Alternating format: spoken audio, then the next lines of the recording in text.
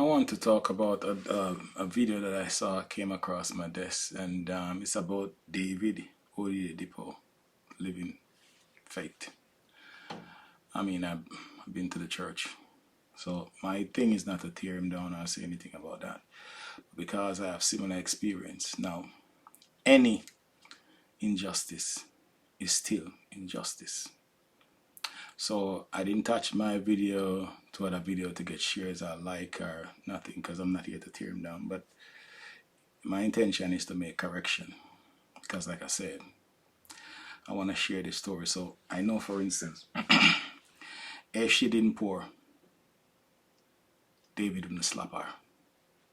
Despite he don't deal with deliverance, he would never slap that girl. But because she poor, he slap her. That's the only reason he slap her. That's it. And beyond that. So I just want to talk about, not even get into that so much, but because I know that if she came from a rich family, a wealthy family, he would never slap her. Period. So the behavior must change. You know, we poor people sometimes go to these guys and we lift them up and we act them as a mini God. And many people will say, oh, you talk, I'm not here to tear him down. I go in his water in his church. So my job is not to tear him down, but my job is to make correction and tell us, yes, he is guilty just like any of them. And I could tell him about my situation where Prophet Pepe, I was in the baddest stage of my life, and I used to go to the church with bishop like this bishop, nice man of God, and go to his church. And Prophet Pepe used to come there. When he come there, this man is coming, and you know what, man? My loss will change, but Prophet come there and ask you all kind of this and all kind of big money, and I can't find anything like that. But I wait up the whole night for this man. And when so much way was in the morning, and when I finally get off stage and he finally leaded all in people, and as soon as he gonna walk to the office, it was me right there with the man, and him call him like a bodyguard, how we call that. Man, I got bodyguard, they need bodyguard too. Anyway, the man turned to me and said, man, listen to me. I don't deal with poor. I'm not talk to poor people. You know, for years that hurt me. I went in, I talked to the bishop about it. And I never gone back to that church, you know, because it really hurt me. Just like this young lady, you know. I know she went there, you know, she read about David Oyedepo. She heard, so, you know, man of God. And she believed I go there, you know, he's going to help her, you know. Like many poor people, you know. And that's why God talk about the poor and the needy and some of these guys. But you know, there's still a man of God still in their own fleshly way, same way, and they have their own thing. Because as Peter, Paul checked him, and Peter has very annoying man of God. But you know what? He switch up. He quick switch up. But it's God still anointed him. That's why God said, if you mark iniquity against man, none of us can. So all of us. So we can't tear none of us down. We have to understand that we will make our mistakes. But some of these things, it's not cool, it's not good. You understand? None of us is perfect. I always say we're not imperfect seas, all of us. So it's not easy to tear each other down, no matter what one of us is going through. But we only can make correction and speak on it. Because the same Bible tells us to speak and don't be afraid, don't miss me. Because if you do, you know. So you have to speak up about injustice when you see it, regardless.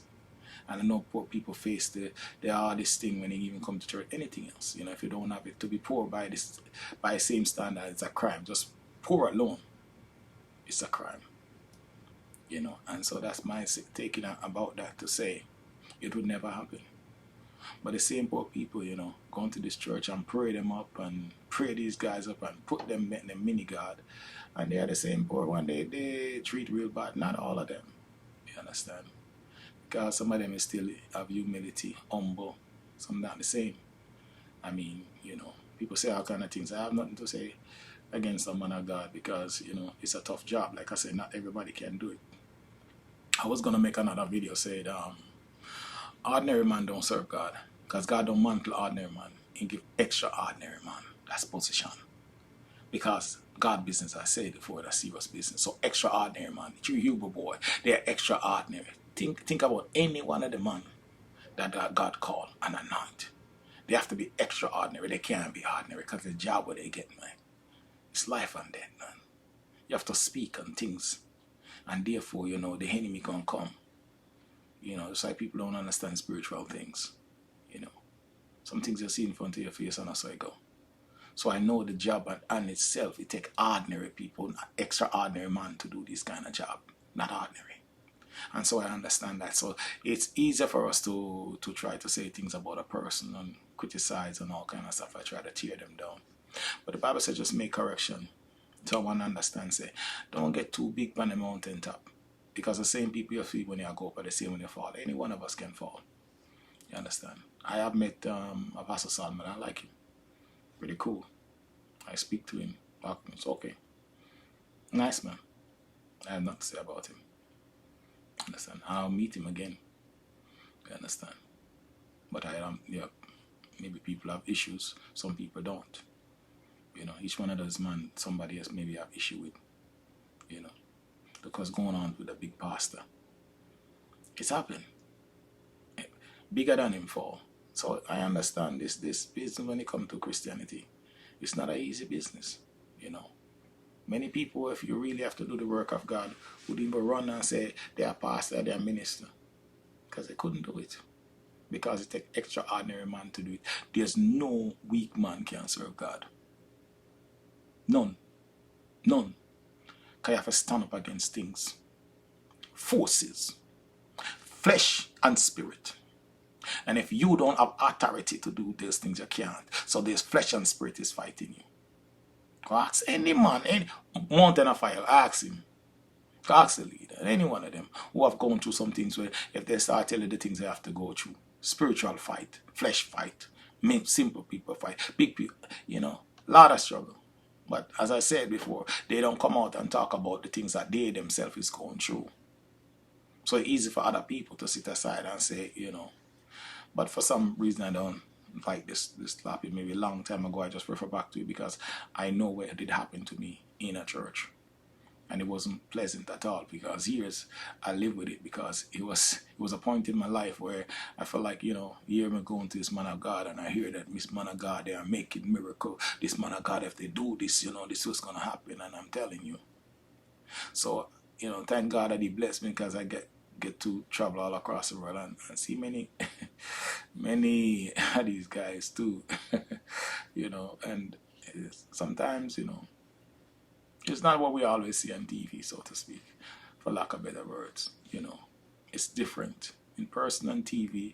It's just different, and that's the truth about that part. But you know, you have good and bad in all things, and we have to understand that. You know, but I say I struggled with my own for quite some time, where it was difficult.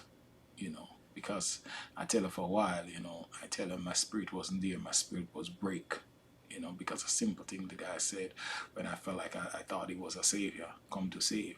And I was waiting, believe me. And up all, when you wait for a man like that just to wait. But he turned, he went away. And he doesn't know what he has caused. I don't, you know, he didn't even think about it. Because it just comes so numb. God put him in a position now, wherever. And he was, get the position and he could do something. And at the end of the day, it doesn't matter. Don't think about me or my feelings or what. But God see that, man. God knows what he did, you know. That's why the Lord said, if you mark iniquity against man, none can stand. The Bible says, there's no man can come before God is righteous. None. None of us. I remember Job say, can a man be more righteous than the maker? So we all, man, we all into this thing, trying to figure it out. You understand? But when you get a chance, don't beat up anyone who's less than fortunate than you. Because as I said, this life is only an opportunity that makes a difference. Because you can have the practical and somebody have the theory, or you have the theory and somebody have the practical. It's all work. If common sense makes sense, we don't need no more sense. And that's the truth about life. You understand? So I'm just want to say that I share that with someone. So maybe, you know, it's not to knock any ministers or whatever. Maybe get it so to speak. I'm not here to share anything or somebody to share something for knocking anybody down. I'm just trying to say, you know, and that goes for every minister too. Just be mindful when you deal with other people, when you're in the position, how you treat them. That is all.